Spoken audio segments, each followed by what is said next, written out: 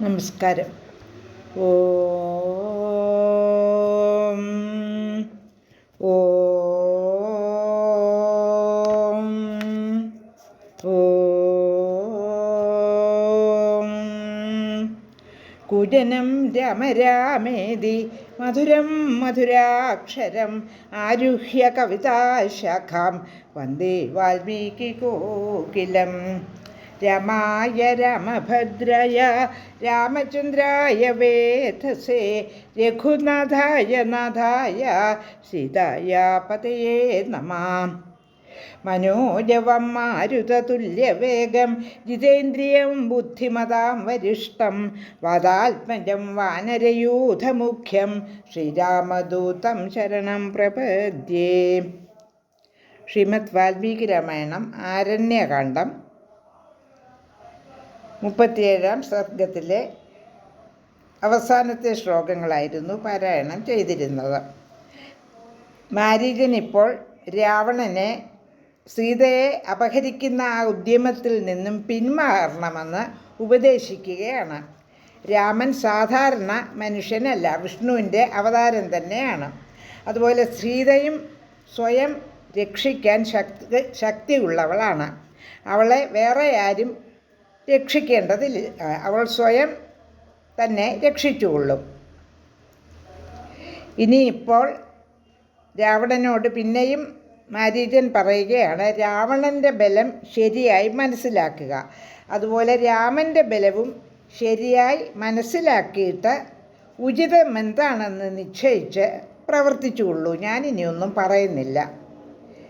ഇത് നല്ലതിനല്ലെന്ന് ഞാൻ വീണ്ടും ഉപദേശിക്കുകയാണ് എന്ന് പറഞ്ഞതിന് ശേഷം ഒരു സംഭവത്തെപ്പറ്റി മാരീചൻ വിവരിച്ച് പറയുകയാണ്. അതെന്താണെന്ന് നമുക്കൊന്ന് ശ്രദ്ധിക്കാം. 38-ാം സർഗം 38 സർഗഃ. ശ്ലോകം 1, 2, 3, 4. കഥാചിദപ്യഹം വീര്യാത് പര്യടൻ പൃഥിവീമിമാം ബലം നാഗസഹസ്രസ്യ ധാരയൻ പർവ്വതോപമഃ. നീലജീമൂതസങ്കാശസ്തപ്തകാഞ്ചനകുണ്ടലഃ ഭയം ലോകസ്യ ജനയൻ കിരീടീ പരിഖായുധഃ. വ്യചരൻ ദണ്ഡകാരണ്യം ഋഷീമാംസാനി ഭക്ഷയൻ വിശ്വാമിത്രോധ ധർമാത്മാ മദ്വിത്രസ്തോ മഹാമുനിഃ.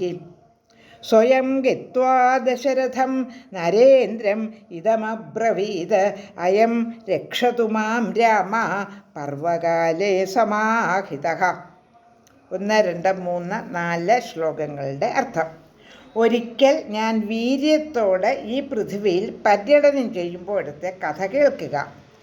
1000 ആനകളുടെ ബലം, മല പോലെ വളർന്ന ആകാരം, കാർമേഘത്തിനെപ്പോലെ തോന്നിക്കുന്നവനായി തങ്കകുണ്ടലമണിഞ്ഞവനായി കിരീടം ധരിച്ചവനായി വലിയൊരു ഇരുമ്പുലക്കയും കയ്യിലേന്തി സമസ്ത ലോകർക്കും ഭയം ജനിപ്പിച്ചും കൊണ്ട് ദണ്ഡകാരണ്യത്തിൽ ഋഷിമാംസം ഭക്ഷിച്ചുകൊണ്ട് സഞ്ചരിക്കുകയായിരുന്നു. ധർമാത്മാവായ വിശ്വാമിത്ര മഹാമുനി എന്നെ പേടിച്ചിട്ട് ദശരഥ മഹാരാജാവിനെ ചെന്ന് കണ്ട് അദ്ദേഹത്തോട് പറഞ്ഞു, യജ്ഞം ചെയ്യുന്ന സന്ദർഭത്തിൽ അങ്ങയുടെ ഈ രാമൻ ഒരുങ്ങി നിന്ന് എനിക്ക് സംരക്ഷണം അരുളട്ടെ. ശ്ലോകം 5. മാരീചാന്മേ ഭയം ഘോരം സമുത്പന്നം നരേശ്വര ഇത്യേവമുക്തോ ധർമാത്മാ രാജാ ദശരഥസ്തദാ. മാരീചനിൽ നിന്ന് എനിക്ക് ഘോരമായ ഭയമുണ്ടായിരിക്കുന്നു. അതായത് ഞാൻ മാരീചനെ വല്ലാതെ ഭയപ്പെടുന്നു. ശ്ലോകം 6, 7, 8. പ്രത്യുവാച മഹാഭാഗം വിശ്വാമിത്രം മഹാമുനിം ഊനദ്വാദശവർഷോയം അകൃതാസ്ത്രക്ഷരാഘവഃ. കാമം തു മമ തത്സൈന്യം മയാ സഹ ഗമിഷ്യതി ബലേന ചതുരംഗേണ സ്വയമേത്യ നിശാചരം.